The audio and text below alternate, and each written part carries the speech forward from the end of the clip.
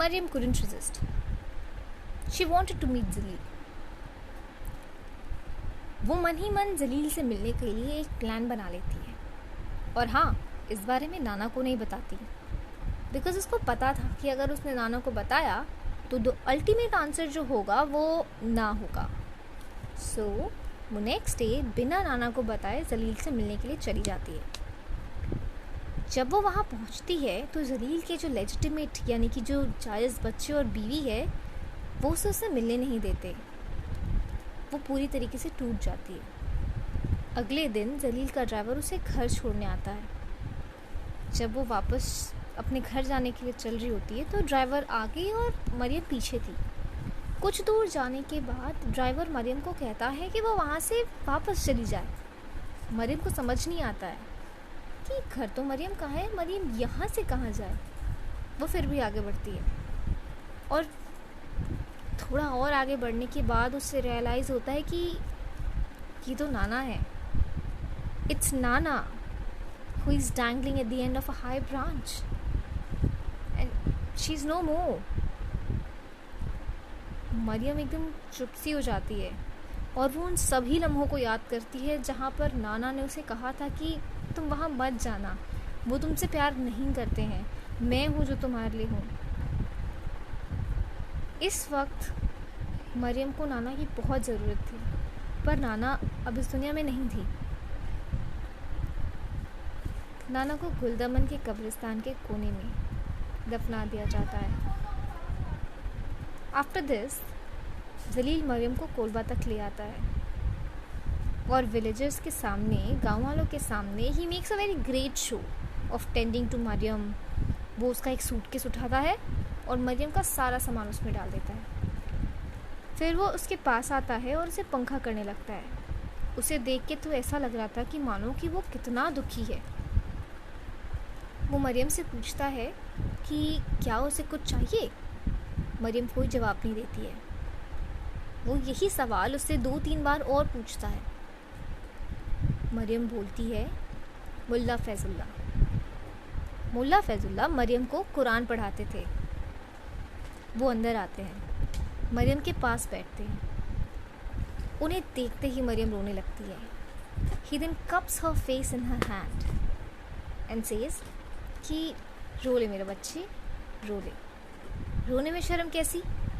पर याद रखना, कुरान में ये लिखा गया है कि blessed is he in whose hand is the kingdom and he who has power all over all the things, who create death and life that you may try you. The Quran speaks the truth, my girl. Quran हमेशा सच कहता है मेरी बच्ची.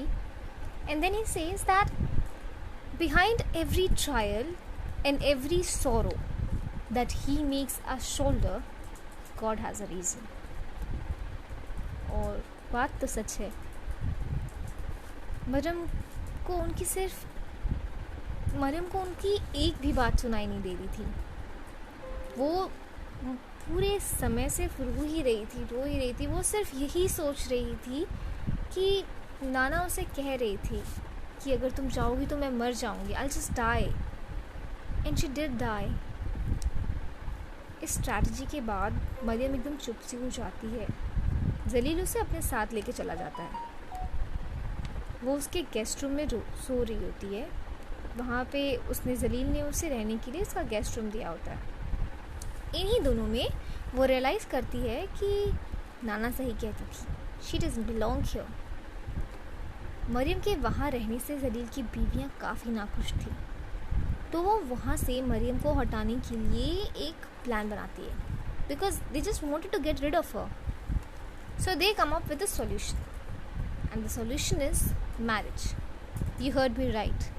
Maryam is just 15 and they decide कि वो उसकी शादी कर दें. Okay, so now comes the part where we are gonna see कि मरियम की शादी किससे फिक्स होती है. Yes, you guessed it right, it's Rasheed. Mariam की शादी रशीद के साथ फिक्स कर दी जाती है. Now you have been hearing this one single word Rasheed from the very beginning. As I introduced him, as the husband of Maryam and Laila. Who is Rashid? Rashid कौन है? Well, he is a man from Kabul, a cobbler. और सिर्फ इतना ही नहीं, he is 30 years old than Maryam. दिन बीतते जाते हैं और शादी का दिन करीब आ जाता है. शादी वाले दिन मरियम ने एक long sleeve dark green dress में पहनी होती है और उसके नीचे उसने कॉटन के ट्राउजर्स पहने होते हैं. एक ग्रीन हिजाब था और उसके साथ मैचिंग सैंडल्स भी थे. She was looking pretty. She was looking very pretty. But she couldn't feel it. She couldn't find herself looking pretty. उसने पहली बार रशीद को मिरर में देखा था. जी बिल्कुल,